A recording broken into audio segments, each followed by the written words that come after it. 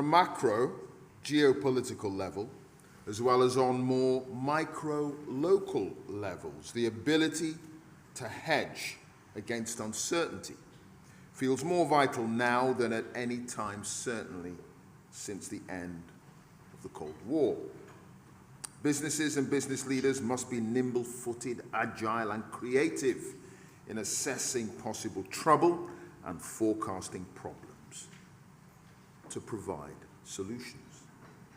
Now, it isn't just threats to global stability from obvious actors like Russia, China, and Iran, and the effects of political instability caused by ongoing wars in Ukraine and the Middle East, for example. It is also the threat that comes alongside the advantages of AI, the atomizing effects on societies of social media, and the tech owners who are now getting more and more involved in their publishing, often of their own political opinions, and flexing their influence on a massive global scale, but who at the same time refuse to be held accountable or regulated like the rest of the media.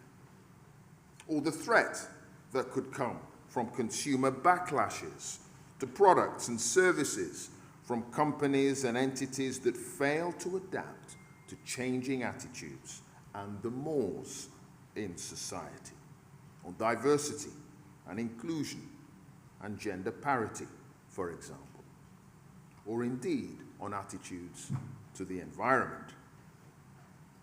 In short, ladies and gentlemen, it is a big bad world out there.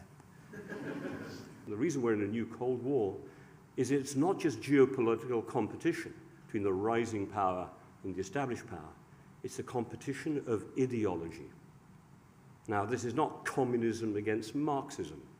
You can define China as a sort of communist state, but it is brutally capitalistic inside, if you're a Chinese company, inside the Chinese market. But nonetheless, it is completely top-down. The Communist Party centers power around itself, and since Xi Jinping, the current president, took over a bit over 10 years ago, he has centralized more and more power, not just around the party, but around himself. And many people believe that this is what always happens in autocratic central party systems. They end up concentrating power. Whoever's at the top gets nervous that they're going to lose their power, so they concentrate more power. Then it gets concentrated around one person. Then they worry that other people are trying to undermine them. Maybe that undermining starts from outside. Some external power is going to undermine their central control. And the fear of the Communist Party is that America would never let China be its equal and be a communist state. And they're right. America is trying to prevent China from being its equal. It's happy for it to grow, happy for it to do well economically. I say it. There are many different views in America, but my sense, on balance, that is probably where it's at. But what they do not want is China to be dominant globally or even regionally, given that it represents this top-down system of government, an alternative to the democratic system we know, and one that many in Washington believe is naturally vulnerable to instability and that it extends that insecurity out beyond its border.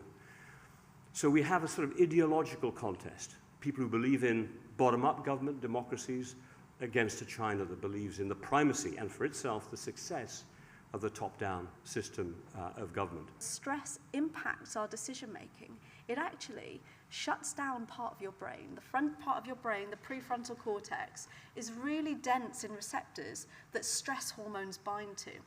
So when you go and try to make a decision when you're feeling stressed, but you feel like you can't think and you can't process things, you can't remember anything, that's because the bit of your brain that's so important for thinking is basically offline. And we found that about 80% of the time when we're making decisions under pressure, we're responding with our guts. We're making a gut decision We're not balancing all the different options and choosing the optimal one.